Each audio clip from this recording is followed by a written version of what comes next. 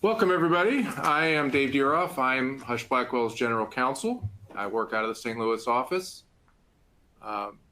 Many of you may remember me, but I have moved from the partnership into the General Counsel's role over time, and I now oversee our conflicts risk management function. We've got about 20 people or so in our group.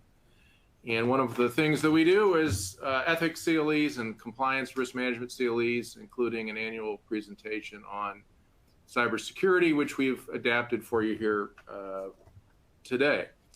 So welcome to our second Alumni Academy session of the year. As an alum of the firm, we're grateful for your partnership and support, and we're so glad you could attend. We plan on bringing you more exclusive programming that can help you and your teams with professional development, earning those valuable CLE credits at the same time. In the program materials folder of the webinar console, you'll find a link to job opportunities that we are curating from the Alumni Network. You'll find the private alumni group on LinkedIn, as well as a link to our new alumni page. We also have a way for you to update your contact information and a link to our spring newsletter. Stay tuned for the fall newsletter to hit your inbox next month. If you have questions about the Alumni Network, please contact Stephanie Dorsum at 314-345-6646 or connect with her on LinkedIn. She is always plugged in. Before we begin, I'd like to cover a few housekeeping items related to today's webinar. At the bottom of your audience console, there are multiple application icons for your use during the program today. If you have any questions during the webcast, please submit via the question box. We will try to answer all questions during the webcast today, but if we don't get to you, we will follow up with you by email. A PDF of our presentation slides is also available in the program materials folder.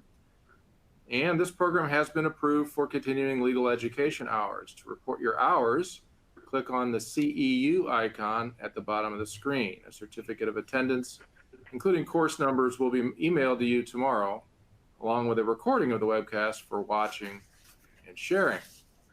Toward the end of the program, be sure to complete our short survey. We use your feedback to plan future programs that are applicable to your business needs. That's about all for the housekeeping items, so let's get started with the program. I am joined today by Ian Faulkingham, who's Director of Information Security here at the firm. I will be handing the program over to him in just a few minutes, so you'll see Ian shortly. In the meantime, we're going to get started. So we're talking about cybersecurity here today. Why does cybersecurity education count towards ethics CLE credit? Well, because you have several ethical duties under the rules that are implicated by cybersecurity concerns. So you have a duty to safeguard your client's information under rules 1.6 and 1.9. Those are the rules that require you to, as a lawyer, to safeguard client information, would that be 1.6, and former client information, which would be 1.9. It's important to keep in mind that this is more than a confidentiality test. The rule does not require you to keep confidential information confidential. It requires you to keep all information confidential if the information relates to the representation of a client, and of course, unless you have client consent to make disclosure or the disclosure falls within one of the other exceptions that are not relevant to today's topic. So what does Clause C of Model Rule 1.6 say? It says that a lawyer shall make reasonable efforts to prevent the inadvertent or unauthorized disclosure of or unauthorized access to information relating to the representation of a client. So this is a new clause that the ABA added to the model rule in the last decade or so, in light of the electronic era in which we now live and practice.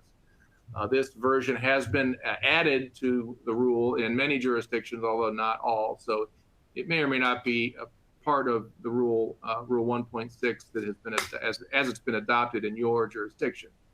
But in any event, it is the rule in most jurisdictions, and that's certainly the trend. So part of your duty of confidentiality now includes, specifically by rule, your obligation to prevent inadvertent disclosure of and prevent unauthorized access to client information. So obviously that includes the duty to prevent hackers from gaining information, for example, to getting access, to client information. There's a comment to Rule 1.6 that expands on this. And it makes clear that it's not your job to be a cybersecurity expert necessarily.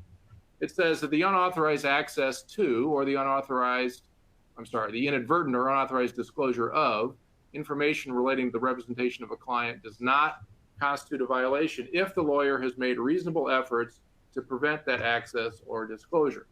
So, you do not have an insurer type duty that any unauthorized access to client information is automatically an ethical violation.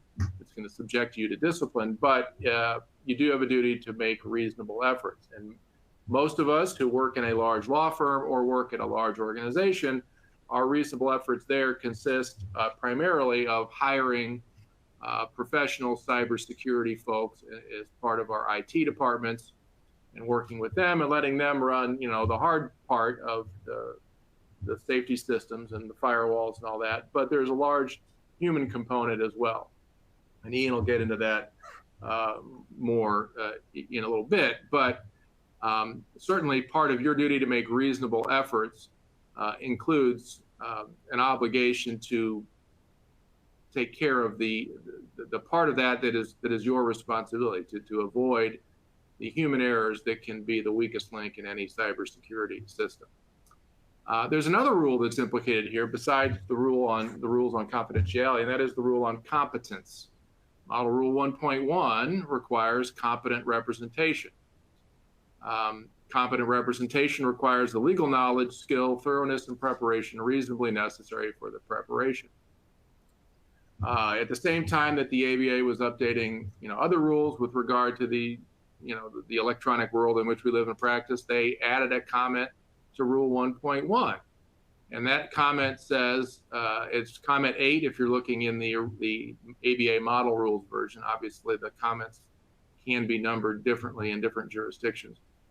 But comment 8 into the model rules says that in order to maintain the required knowledge and skill, a lawyer should keep abreast of changes in the law and practice, including the benefits and risks associated with relevant technology. And again, that comment has been adopted in many jurisdictions as well. So again, another specific ethical requirement that requires you to keep up with technology. There are also some ethical opinions out there. They call for a duty of competence requiring lawyers to use reasonable care to protect confidentiality of email communications with clients. The 1999 and 2011 opinions that are referenced in the first bullet were updated and expanded in a 2017 opinion that's referenced in the second bullet. That's worth reading. But it, among other things, says, you need to use encrypted email when it's appropriate, depending on the character of the information being communicated. If you have a client who is using their employer's email system for communicating with you, but it's on their personal legal business and not on their employer's legal business, there's a specific duty in that opinion to warn them that they may be risking the privilege and they may be risking the confidentiality of those communications, because most employers have policies that allow the employer to access any employee's email for any reason, and if they're using that email to communicate with their personal counsel, they're putting the security of that at risk, and you have an obligation to advise them of that. And the opinion also goes through the need to understand and use reasonable electronic security measures, which includes, hiring and training and having appropriate staff. So again, at most of the organizations that are represented in our audience here today, you have an IT staff, and you are certainly allowed to rely on them as long as you have a reasonable degree of confidence that they are taking appropriate measures and that they are, adequate and competent in the area of cybersecurity.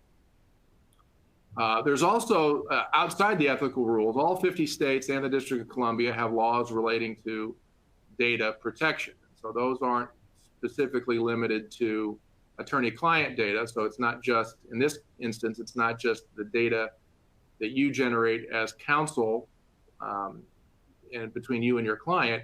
It's also, if you're an in-house counsel, it's also obviously your company's data that it has about its customers and so on. And again, those statutes have different provisions, but many of the concepts are the same. And so we're going to address some of those issues here later in the program. And with that, I'm going to turn it over to Ian.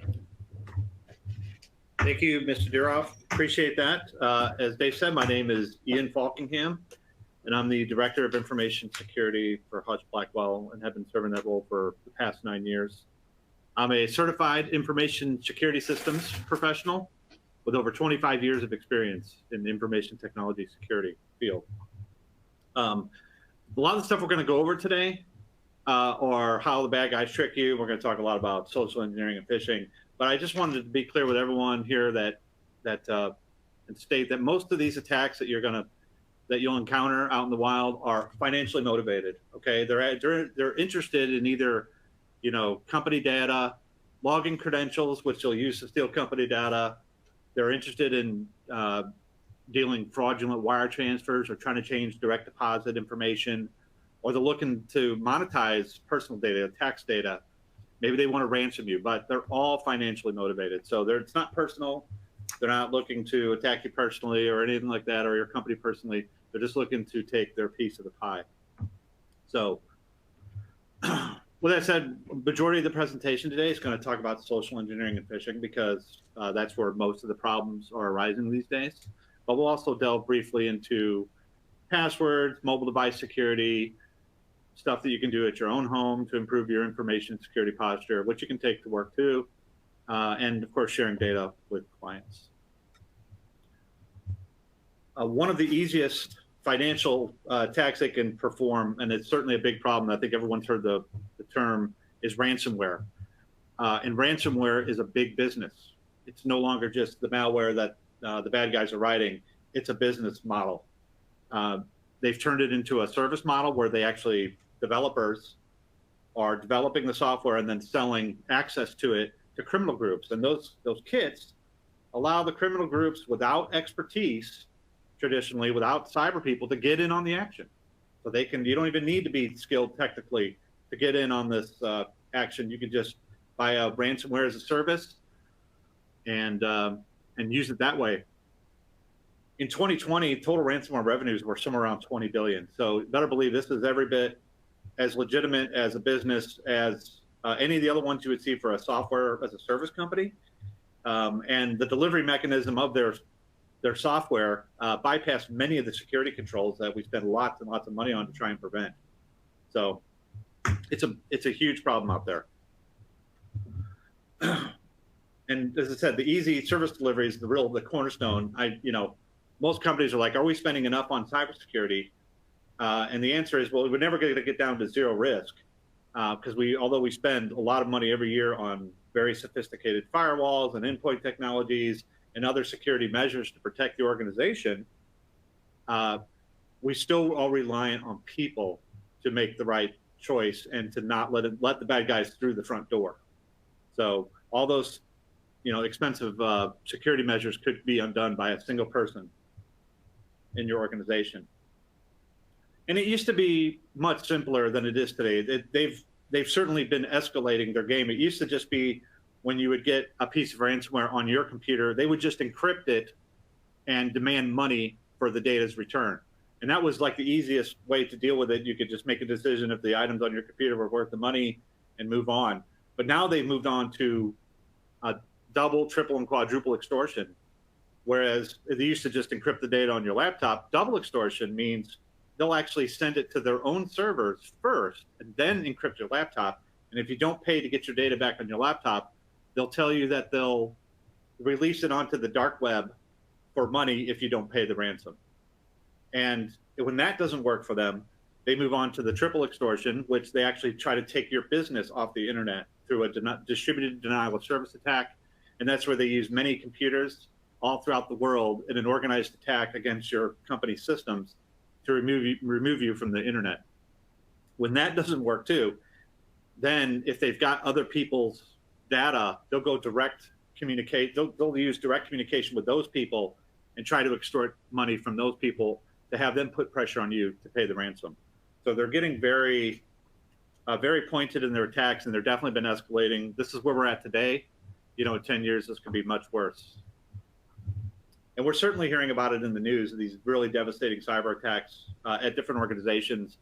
You know, some of them are just drive-by from criminal gangs. Some of them are involved in cyber warfare, like in the case of DLA Piper, which is a very well-known law firm. You know, they got caught up in a malicious cyber attack from the Russian government against Ukraine. And they disguised an update to a piece of Ukrainian tax software that all companies were supposed to have. And this was enormously devastating to that firm, and it took their entire network down in roughly 20 minutes and disabled their telephone systems worldwide. Employees were told not to power on computers anywhere within the firm, and took about a week to get just their email services back online and months to fully recover.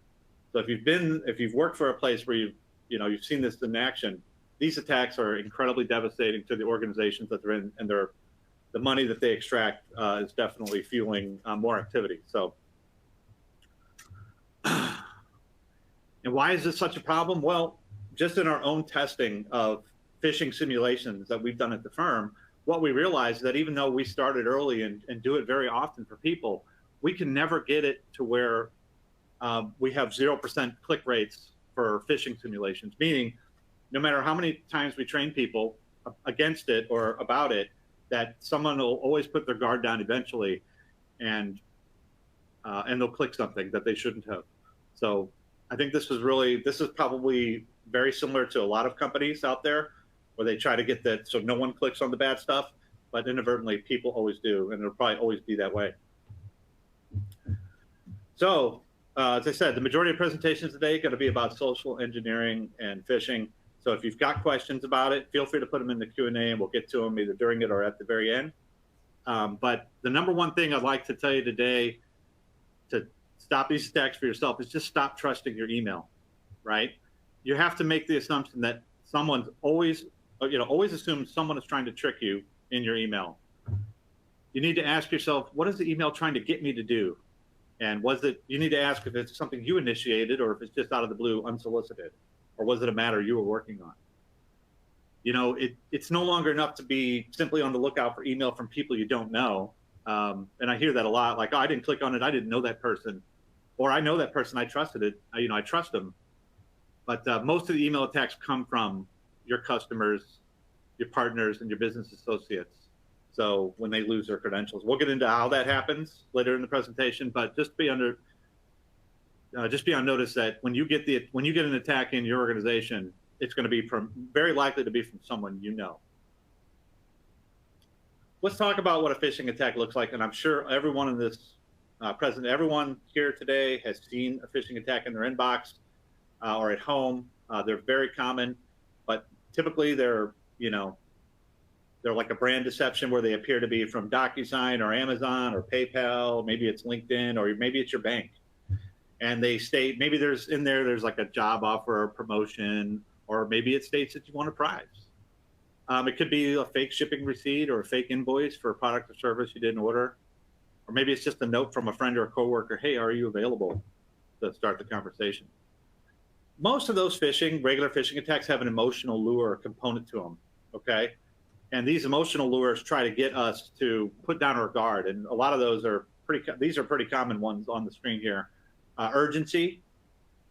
This is a very effective emotional lure for most people. You know, if you don't handle this right now, you might lose access to your mail. So you've got to click the link to log in and fix whatever problem they're telling you have. Maybe it's just using curiosity. Do you want to know what happens next? A lot of people fall for that. Scarcity. You know, a lot of these things are like, maybe it's a limited time offer and you have to click in the next hour or you'll miss out. Could be authority as the emotional lure. This is very common. They call them whaling attacks, where it's someone above you on the food chain and they say, I need you to handle something very urgently for me. So they use their position to try and trick you into doing that. Helpfulness. Maybe it was accidentally sent to you and you can help get it to the right person. You're just trying to route it to the right spot. Could also use hope or extortion, right? extortion could be pay up or we'll release the videos we have of you, or hope, maybe you've got a, potential job offer or a pay increase. For most of these emails, or for all of them, those emails need you to do something, like click a link and give them credentials, or open a document, or call them. A lot of times that's the new lure. So if there's nothing in there for you to do, it's not really phishing unless you're just replying to them. So I think it's worth noting here that although there are lots of drive-by style attacks, you might become a target if you're involved in some type of international transaction that involves competing countries or natural resources. You could also become a target if you've got working in a transaction that's got stock market implications. Or if you're moving money in a wire transaction, you'll definitely become a target if they notice. Or if you're representing government agencies or high-profile clients, or representing clients who are government contractors, particularly DoD contractors and other critical infrastructure contractors, or if you're even just working for a political campaign, you can become a target. So, there's a lot of drive-by stuff, but you may be specifically targeted if you are one of these things. So I'm going to show you some examples today of phishing emails, show you what they look like, and these are all from real examples that we've seen here. And I'll go through how to spot them very easily, and we'll show you lots of examples to get you the idea across. And this is an older one, but it still checks out. This is from 2017, and this is how FedEx shipping updates looked in 2017. And if you look closely at your screen, I'm not sure you can see it, but you would notice that it actually came from tracking updates at FedEx.com, not FedEx. So a very, very small change to the email address. And they made it look like a very genuine delivery notice, except for they included something in there right in the center of your screen, an invoice for shipment. And this is that curiosity lure, emotional lure we talked about. But like, what do I have to pay for? I've ordered, this is FedEx. I already signed up for that. And they want you to click, like, what do you owe it for? So that was a very effective campaign by the bad guys. A lot of times, remember we said that you have to log into the actions required lure. This one is like, hey, you've got messages and they're suspended. You need to click here to come get them so that we don't delete them on you. And this is a very common technique used by bad guys. They'll make it look like a system automated message, basically saying you've got to do something to release these suspended messages. Again, very common phishing. A lot of times they'll make it look like a reply email. And, in some cases, I definitely didn't send that email to that person. But they're replying back to it saying, I can't agree to this. And you're like, can't agree to what? And then they want you to click that link that they've already provided that apparently you sent them. Very effective lure, again, using a reply trick to get you. Or as I said, they'll use one of those, they'll steal another company's logos. A very popular one to steal, of course, because it's illegal, is DocuSign. And they love to steal and make fake DocuSign notices for you to click and link. And they don't come from DocuSign. They come from random email addresses, which you have to pay attention to. But they'll use all the DocuSign logos, and they'll make it look exactly like a regular DocuSign email that comes to you. So be on the lookout, stuff like that. One of their latest techniques they love to do is to send you just a fake invoice. And they don't put any links in here or anything to click. All they provide you with is the fact that you paid them money. And if you didn't do that, you should call the number. And this is the latest in a series of attacks they've been doing. So much so that I've heard reports of them actually having older people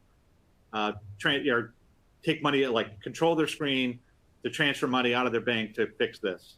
And lots of people fall for this for some reason, trying to reverse the charge.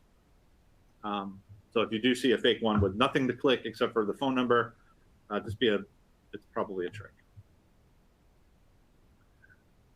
But as I said earlier, if you get a phishing email and it's the one for the attack, or it's likely to be the attack, it's going to be from someone you know. In the information security field, we call that spear phishing. And there's not a whole lot of ways to easily detect spear phishing, all right? It's coming from a friend, a colleague, or a business partner. They almost all have links or documents for you to open. But there is something in there that's generalized, and it's basically a lack of specificity inside the email. Like, hey, I just sent you a document, please open it. We're going to get into some examples of that specificity, but just keep in mind that there's hardly any way to spot these outside of them being very generic. when they come to you and not really saying what they're for. So I'll show you a bunch of examples of what I mean by that. And these are all, again, real spear phishing examples. These come from real clients and real places, and all the lures in them are very generic. And in this case, it just says, hey, there's an important SharePoint invoice waiting for your approval. View it, right? And of course, if you click this, then your computer could be infected with something potentially. But this, again, came from people we were already working with, so it becomes very effective when it is like that. You're going to see it again here. And this one just says, hey, I use Dropbox to share some document. That's very non-specific. They give you a button to click download if you want and just say, hey, kindly let me know if you have any questions. They didn't put in what was for, what they were working on. It was just like, hey, I've shared a document with you. Please open it. Sometimes they make it look like it came from like a scanner or a scanning device, and they don't even put anything in the email, and they just give you some place to click the button to download the document. So this one doesn't say anything, but they made it kind of look like it came from one of those copiers that have the scanners built in, and it was generated from that. And most people, this is that curiosity lure that loads them in. This doesn't even say anything about what it was for. It's just, hey, click me. I'm totally safe. Let me give you one last example, and I just mocked this one up just to give you an idea of what I'm talking about here. On the left, email from a potential customer. Hey, I've shared a document with you through Box. Click here to review. It's not specific at all. There's no specificity in there. The one on the right has something different, though. It says, please sign the real estate contracts at the property for 256 East Bend. That has specific information that bad guys typically would not know, and they wouldn't be able to send in a lure unless they were really reading the person's inbox they've taken control of. So if you're like, oh yeah, we were working on that property, the document link on the right is probably a lot safer because it's got that inside information that a cyber criminal wouldn't necessarily know. If the cyber criminal was in the inbox, you'd see something like it was on the left. Hey, I've just shared a document with you. You got to click here. I hope that makes sense. Most of these spear phishing lead to credential theft. Okay, and what I mean by that is when you click the link in their email, they send you to a page which looks maybe similar. Maybe you're using Microsoft's Office 365 or Google's ecosystem, and the link sends you like, hey, you need to log in with either your Outlook or Office 365 or Google before you can view this document. So if you see a link that lands on if you get a link in an email that looks fishy and it lands on a website that's asking for credentials, this is most likely phishing. In fact, it's most likely the exact lure that got the person that sent it to you. Okay, so if you're seeing it, it's probably the person before you who got it, and they're really, really good about looking very authentic. And I've shown an example here on the right. You get your options. Sign in with Outlook, Office 365, sign in with something. What they're trying to do is just get your username and password set up so that they can go after everyone in your contact list, which is what the person before you had the problem with. And they'll, this particular one that came in was just, hey, it's just a financial report, and we want you to look at it. And oh, that looks pretty safe. And you click the open, and it's like, hey, you can read this if you sign in with your Office 365. And that's their trick. Once they have your credentials, they'll start attacking everyone in your inbox. And these guys are getting really, really clever on how to bypass traditional security controls, because they're even embedding, maybe they'll attach an Excel file and they'll put a link in the Excel file of like, hey, you can view this, but you have to click this button and then log in first. And you see any of this type of trickery, this is all a scam. Because they're mimicking real live services like from Microsoft, there's only one way to really spot them, and that's by looking at the address bar in your browser and noticing that it doesn't go to, like a Microsoft address or something. You're not signing into Office 365 here, it's signing you someplace in Germany. But they're going to do everything they can to obscure that. So if you're not used to seeing that dialog login box, I would just avoid it completely and send it to your information security department for them to look at and to see if it's safe for you to click. They're even going to go so far as to pre-populate your name inside of that one box to make it easy. You don't even need to type your name in here. I've already done that for you. Just give us your password. Everything will be fine. And they'll go so far as that to even steal graphics and logos from your organization.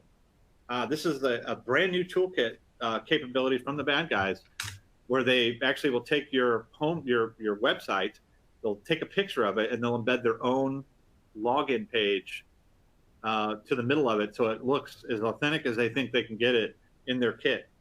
So just because it looks like this and maybe looks like a password dialog box that you've seen before, you have to look at that address bar up top and know where you're heading and where you're putting your credentials. It's a really huge problem out there right now, and people are just being tricked all over the place, which is why you hear lots of places talk about getting rid of passwords completely, because they're a liability for most people.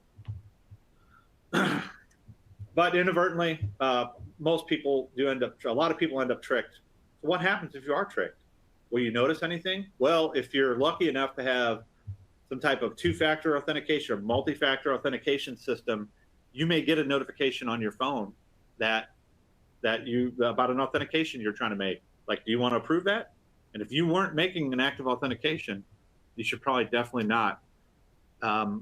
Another technique they're using is called MFA bombing, where they actually just send your phone hundreds and hundreds of MFA notification in hopes that you'll get sick of seeing it beep, or it's sick of it calling you, depending on your system, and then click OK and let the bad guy through. It's important in those cases to just change your password immediately and contact your information security department so they could do some follow-up investigation. But if you're lucky enough to have MFA, just keep in mind that the bad guys will attempt, if they get your password, you'll get an unsolicited prompt from your multi-factor system when you weren't expecting it. And then when you see that, it's important to change that password immediately, because you might have inadvertently got it, given it to a bad guy. And it sometimes only takes a couple of minutes. I've seen it as low as 8 minutes later, they try to log in with your account. So keep that in mind. That's just the phishing side of social engineering. Social engineering is just a bigger topic than just phishing. There's all kinds of other tricks that they do and try to do. Like maybe you've gotten a call from the IRS about, looking for W-2 information, or maybe a call from Microsoft saying that, hey, we've detected a problem with your computer. We need to log in and fix it? Or maybe you've heard from the Social Security Administration saying there's an issue with your Social Security number and you could be in big trouble if you don't talk to us. So those are all just different methods of social engineering. I've included lots here in the presentation today to talk about. One of the most common we see in the legal vertical is, of course, just getting lawyers to do stuff that they would normally do, but totally fake. In this case, like trying to draft either a sales agreement or a quick lease or a quick collection. Anything that's a quick transaction, and trying to trick the lawyer into working on the deal. They're almost all the same, though. They almost all use freely available email addresses like Gmail, and they almost always have they use company names and addresses, which are very hard to research when you're looking on the internet. Like, is this a real place? And they always claim to be the CEO, but they never ever want to talk on the phone, and they'll always want to take your cut out of the final agreement that they set up with you, and they almost always end up with that fake cashier's check. The way to prevent this is to have very strong controls with your finance department for any cashier's check deposited in your accounts, to make sure and hold it for a sufficient amount of time. Their whole trick is, once you deposit the check, and within 5 days, they'll start bugging you to have those funds released as soon as possible for another emergency. And of course, that's before the bank clears it. And if you wire the money, then it could be gone forever. So that's very common in the legal vertical, but almost specific.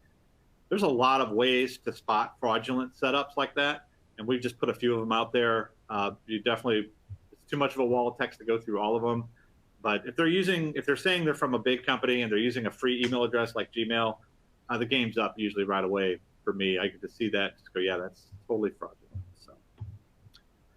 So another form of social engineering is they love to mine LinkedIn data to know who inside the organization is the boss and who inside who can authorized financial transactions. And once they figure out who's the boss and who can do that, they'll set up accounts, email. They'll even purchase domains to try and trick this person by impersonating a higher up person to contact the lower person and try and trick them into setting up a wire. And this happens very frequently. I just had a case of this yesterday with somebody else. But if you notice here that this person went to great lengths to try and trick this person, he actually purchased, if you look closely, it's not hushblackwell.com, it's hushblackvell.com. So they'll go so far as to purchase a lookalike domain. And if you're not paying attention to these types of things, you can be tricked. So just keep that in mind. A lot of times they want to just adjust payroll information. This is one of the most common attacks we see, where they impersonate someone at the firm and they send it to HR like, hey, I need you to change my bank account details to have my check sent somewhere else. I'm shocked this works, but at the volume we get, I'm sure it's working somewhere. So make sure that you don't do that ever through email, because email can't be trusted. Another very common attack is just using gift cards. And they impersonate someone high up, and they state something in an email. It's like, hey, I'm in a meeting right now. I need you to go down to Walmart or CVS, and I need iTunes gift cards to send out to clients today. Can you handle this? And if that person's not paying attention, or maybe he's on a mobile device and doesn't see the whole email address, they might be tricked too. So this was very popular a couple of years ago. It's still going around today, the fake gift card request. And the reason why gift cards are popular is the same reason why ransomware is popular. It's because once you purchase a Bitcoin, or once you purchase a gift card, the money becomes pretty much anonymous to the other end. So it's a great way for them to filter it through. They said mobile devices are actually a kind of a contributor to this, because mobile devices, when you're looking at these phishing emails, they don't tell you the whole email address that it is. They only give you the name of the person. So if you're not really paying attention, this would look like every other email from Brett Chapman that I've ever seen, right? But when you click on your mobile device, if you want to see the whole email address, you actually have to put your finger on the name to bring up the whole email address. And then we can see here clearly that this is not the same Brett Chapman, and he doesn't want me to change his password. It was just a person on the outside that wanted to make me believe that he was Brett Chapman. So keep my mobile devices, especially in the mornings. They love to attack in the mornings when people are kind of getting ready, getting started to do their day, and they're just looking at phones over coffee or breakfast, and they're not paying attention to these, and they're just, they're quickly responding, getting everything started, and that's the most vulnerable time for most people. Another thing I see doing, because security departments are getting better at stopping these people from these email attacks, what they do is they start an email, but then they ask to move right to text messaging. And where text messaging, most information security departments don't have the visibility into what's happening on the text. So sometimes we get our people will get an email that says, hey, kindly reconfirm your cell number. I need you to do something for me right away. And everything else beyond this email is in the text. And which, of course, they're going to look for gift cards or whatever they're trying to steal in this case. So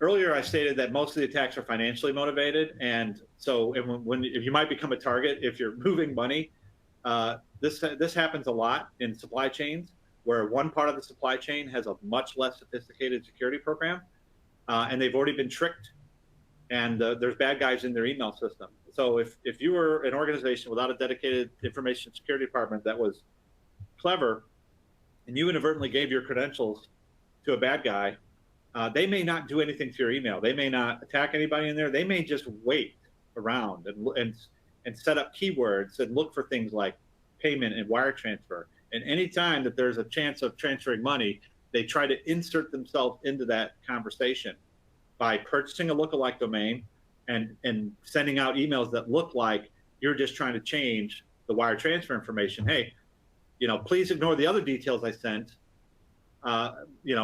Here's the new details, then just let me know when you send the payment, right?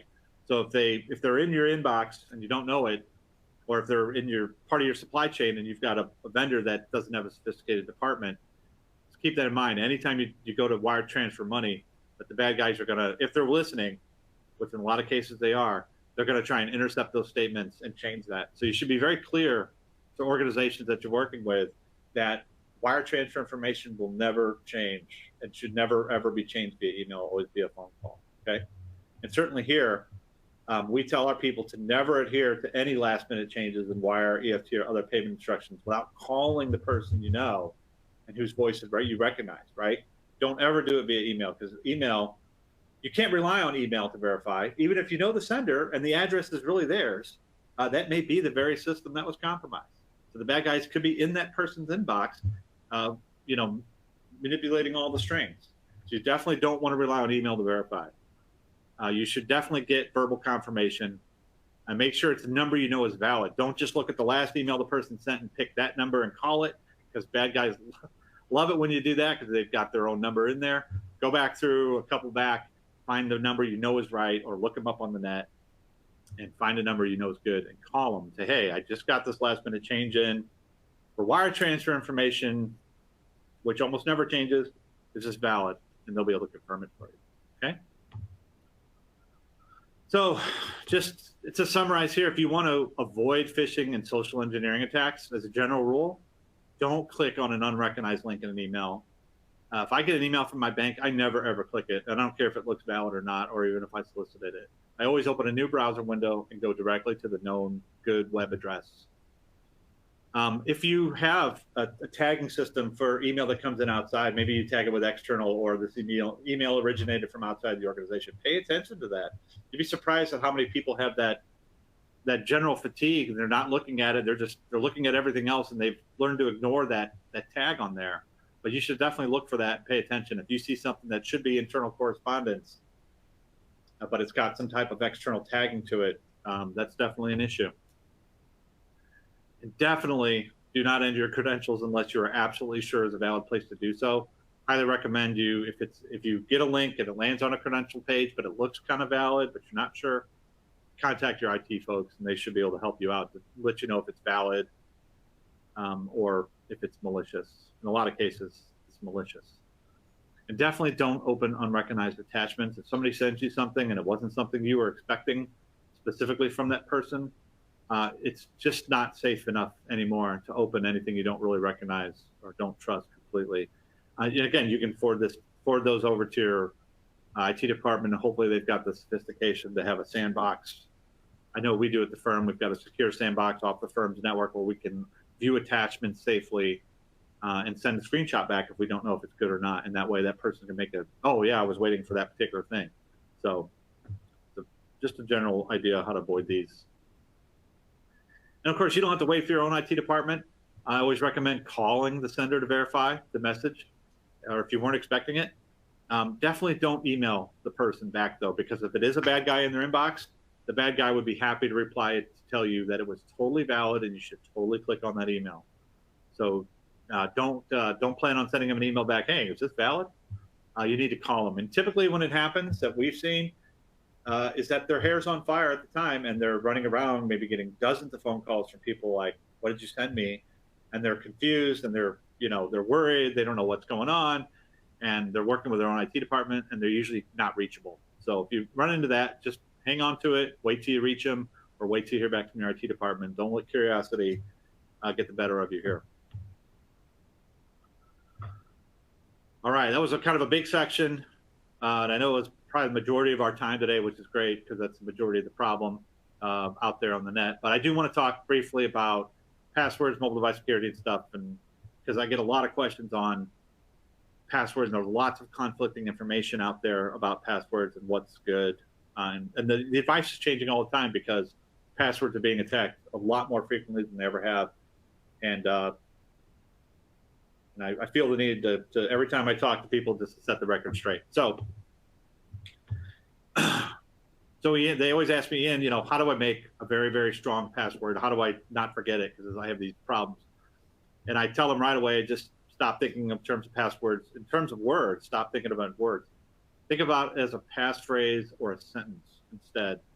And drop the whole idea of a word as your password. Definitely stay away from single words or commonly used phrases. All right, those are all hacked, all hackable. And don't make your password, or definitely make it hard to guess by even people that know a lot about you. So if people know that you're maybe a huge St. Louis Cardinals fan, probably not a good idea to have the word Cardinal in your password. And I just put some bad passwords up on the screen for you to see. These are all, even though they all technically meet like a typical password policy's complexity requirement, they're all easily hacked by bad guys. So all those single word things are all ideas. So, okay, so how do you make a good password and not forget it? That's easy. The number one method I think out there is just take a sentence and turn it into a password. And, one of my 5-year-old, when we used to go out for walks, eventually he'd be like, hey, my legs are tired, but he couldn't actually say the L at the time. So he'd always say, my eggs are tired. And I turned that into a password. And I didn't put any complexity or substitution in that password. So keep that in mind, that I don't do any of the ones for I's or or L's or zeros for O's. I don't do any of those kinds. I make it as uncomplex as I can, but I make it long and make it unique. And that's what I did here. I started out with a capital and I did, my eggs are tired. And then I put the 1 exclamation at the end just to signify, just to meet the password requirements for my organization. But if you don't have a sentence that turned into a password, you can just take a phrase or 3 to 4 words chosen at random. In this case, this is stuff my wife liked to do, and her password became at karate, reading, tennis too. This is random enough that it won't be asked or guessed by anybody, even if they know a lot about you. And it's got the complexity requirements. Again, no substitution. The majority of this password is just lowercase, and length is your friend here. There's nothing hard to type about this password, and it goes very quickly once you get used to doing it. If you're really having trouble memorizing a password, I recommend doing a person, action, object method. So you choose a place and a person performing a random action with a random object in your head, and then turn that into a password, because our brains are hardwired to remember imagery better than anything else, and just make that image in your mind and turn it into a password. In this case, it was just from a vacation mind. I was driving an ATV in Colorado, and I turned that into a password. Again, no complexity in there at all. It's long. It meets the complexity requirements for the organization, but it's not hard to type and doesn't get in my way at all. So that's how to make a good password. Now, once you've made your really good password, you have to treat it the right way, or you're going to be in big trouble. And this is the number one advice for all places. You can use a very short password if it's very unique and not used on any other site. So if you have this one password and it's never, it's super unique and you like it, don't reuse it anywhere else on the internet. Because a lot of cases, a lot of those other sites that you may use the same password on aren't as sophisticated from a cybersecurity perspective. And if the bad guys hack them, they're going to have their email combination along with your password, and they're going to try it on every service they can find on the internet and see where else you reuse that password.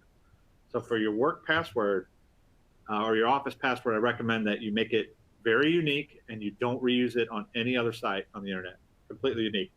That same advice I'd give you about your personal email password and for your bank as well. The reason why I say the personal email password should be very unique and not used on any other site is because if the bad guys got the password you used for your personal email, he doesn't need the rest of your passwords. He can just reset the rest of your passwords by issuing resets that the company wants that's linked to your email address. So make sure that's unique and not used anywhere else in your ecosystem. So I always recommend people, because I have hundreds of sites that I log into. Use a password manager or a password system. Definitely, keep those first couple unique in the system, but everything else you can put in your password manager or have a system. And the system could be as simple as, a base password modified by the domain of the website you're going to with something at the end. So that would be a password system. But I definitely recommend a password manager. It's too hard out there without it.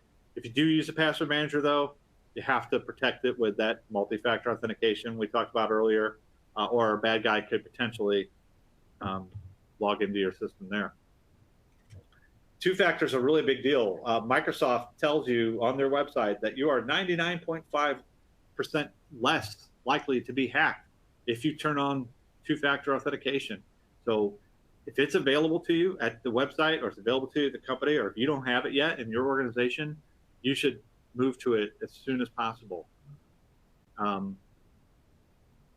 recommend it above all other security things you do.